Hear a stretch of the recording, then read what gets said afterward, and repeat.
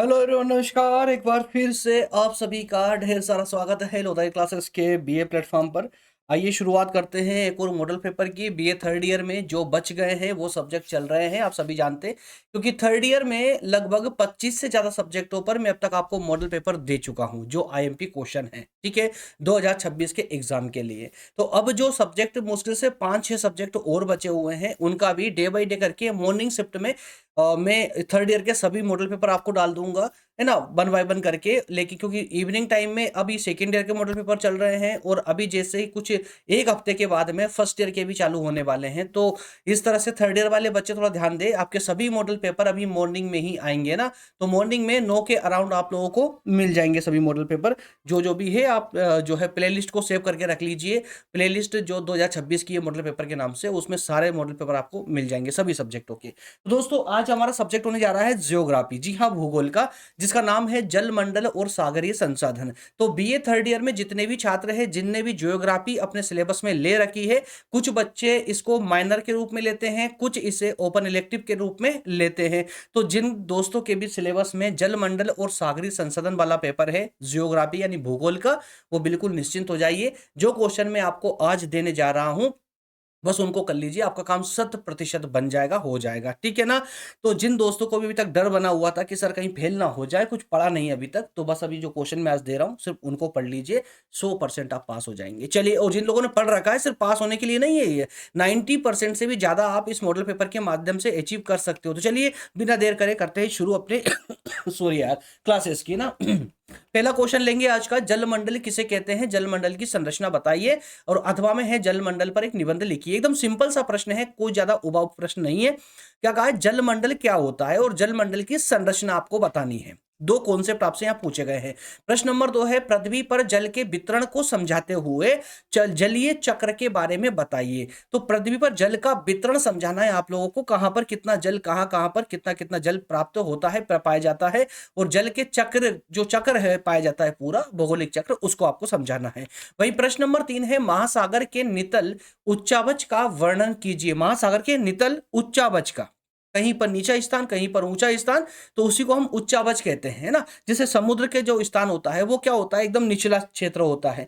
सामान्य तल जहां पर हम रहते हैं वो सामान्य होता है। उसके बाद में पहाड़ों पर चले जाइए आप, पर्वत पहाड़ों पर, तो ये उच्चावच जो स्थान है इसके बारे में आपको वर्णन करना है। और वहीं अथवा में है, हिंद महासागर के धरातलीय स्वरूप का वर्णन कीजिए। हिंद महासागर के धरातल के स्वरूप का वर्णन करना है। अगला प्रश्न है, समुद्री जल के तापमान से आप क्या समझते हैं।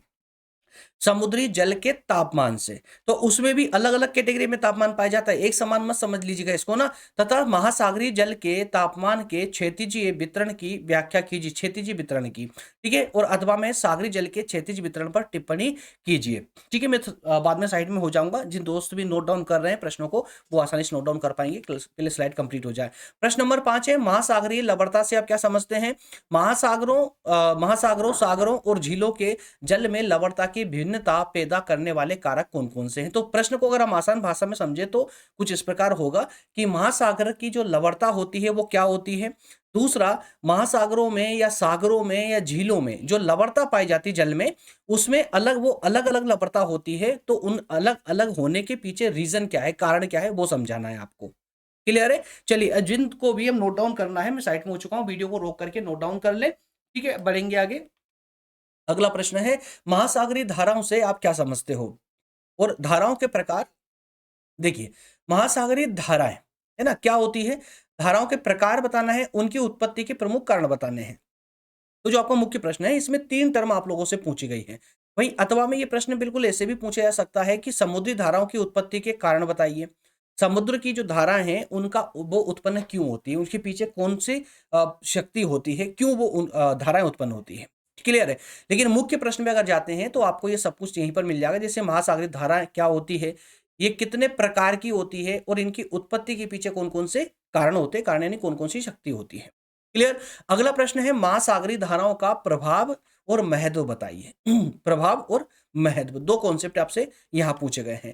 वहीं प्रश्न नंबर 8 है, ज्वार भाटा क्या होता है और ज्वार भाटा के प्रकार बताइए। ज्वार भाटे की उत्पत्ति से संबंधित परिकल्पनाओं की व्याख्या कीजिए। कितना प्यारा प्रश्न है, ज्वार भाटा बताना है, इसके प्रकार बताने हैं और ज्वार भाटा की उत्पत्ति से संबंधित जो परिकल्पनाएं कार्य करती है उन परिकल्पनाओं के बारे में आपको बताना है।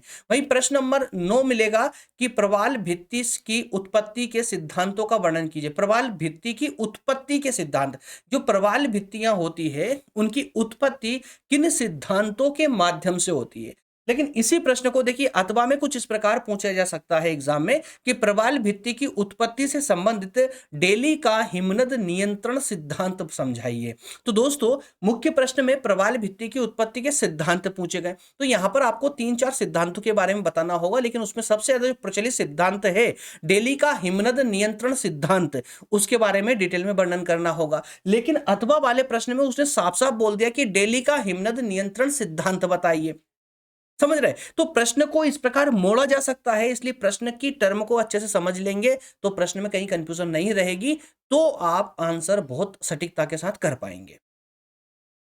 ठीक है ना। उसी तरह से 2 सिद्धांत और यहां अथवा में दिए गए हैं, एक मरे का स्थिर स्थल या विलयन सिद्धांत और वहीं गार्डिनर का स्थिर स्थल का सिद्धांत।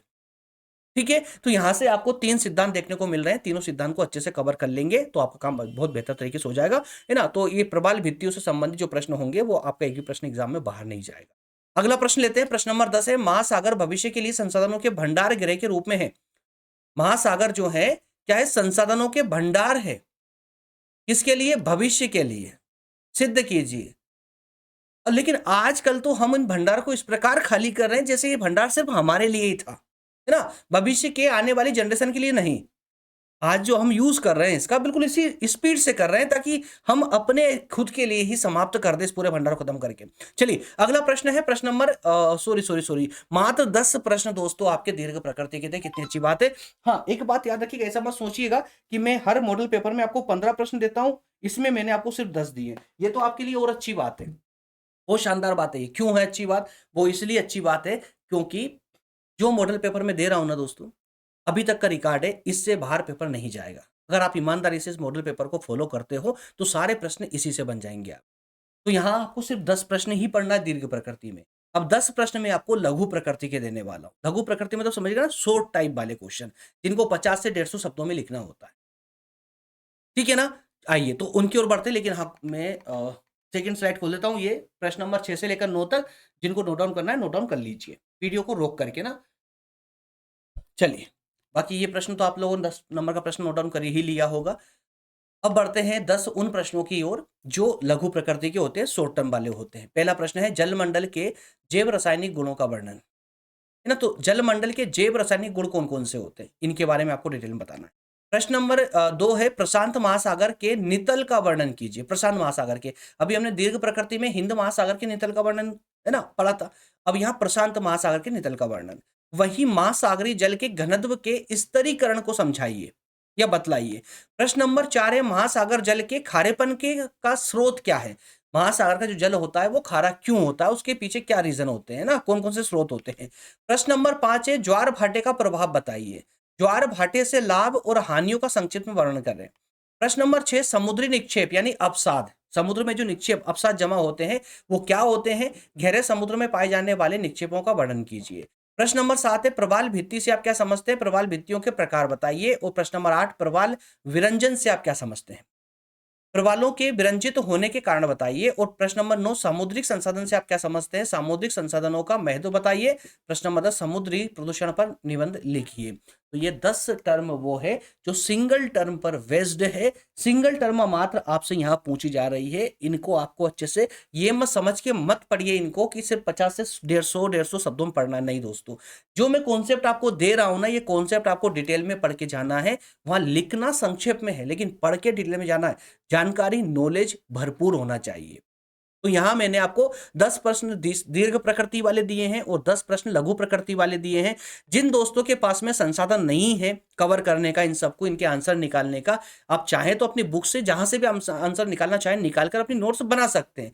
लेकिन जिनके पास समय नहीं है नोट्स बनाने का, समय मतलब ऐसा नहीं कोई मक्कारी मार रहा है, समय नहीं है मतलब कोई जॉब कर रहा है, किसके पास वाकई में समय नहीं है ना नोट्स बनाने का या इनके आंसर वगैरह निकालने का, तो ऐसे बच्चों के लिए हमारी टीम के द्वारा मेहनत की जाती है और आपके लिए नोट्स बनाकर रेडी कर दी जाती है। आप चाहें तो यहां से नोट्स ले सकते हैं, कंप्लीट नोट्स है। इसके लिए दोस्तों 2-3 प्रकार के सब्सक्रिप्शन प्लान होते हैं, वो सब्सक्रिप्शन आपको लेना होता है, लेकिन और कोचिंगों की तरह बहुत बड़े-बड़े सब्सक्रिप्शन नहीं होते हैं कि आपको 2000, 4000, 10,000 पे करना होता है। नहीं यार, अगर आप सिर्फ़ एक सब्जेक्ट की नोट्स चाहते हैं, जो क्वेश्चन आंसर में देता हूँ, आईएमपी क्वेश्चन आंसर, उनकी नोट्स अगर आप लेना चाहें, तो मात्र ₹99 के सब्सक्रिप्शन प्लान में आपको 1 नोट्स मिल जाती है, सिंगल नोट्स, ठीक है? लेकिन आप चाहते हैं कि आपकी जो मुख्य सब्जेक्ट है, जैसे मेजर के दोनों पार्ट, माइनर का 1 पार्ट, ओपन इलेक्टिव का 1 पार्ट और 1 वोकेशनल का, यानी कि 5 सब्जेक्ट आपके कंप्लीट जो मेन सब्जेक्ट है, वो उनकी सभी की नोट्स अगर आप लेना चाहते हैं, तो 249 का सब्सक्रिप्शन प्लान में आप ये भी ले सकते हैं। क्लियर? तो अब आपके पास क्या बचा, अगर मान लेते हैं 5 सब्जेक्ट की आप सब्सक्रिप्शन प्लान 249 में अगर आप ले लेते हैं, तो देखिए यहाँ पर इसके माध्यम से सिंगल नोट्स के अनुसार इसमें 50% के डिस्काउंट के साथ में आपको ये ऑल सब्जेक्ट वाला सब्सक्रिप्शन दिया जाता है 249 में। 50% का डिस्काउंट यहाँ मिल जाता है। और अब बचा आपका फाउंडेशन कोर्स, तो फाउंडेशन के लिए भी दोस्तों आपके लिए सब्सक्रिप्शन प्लान है ₹149 का। 399 का है, लेकिन एग्जाम को देखते हुए 149 इसको कर दिया गया है।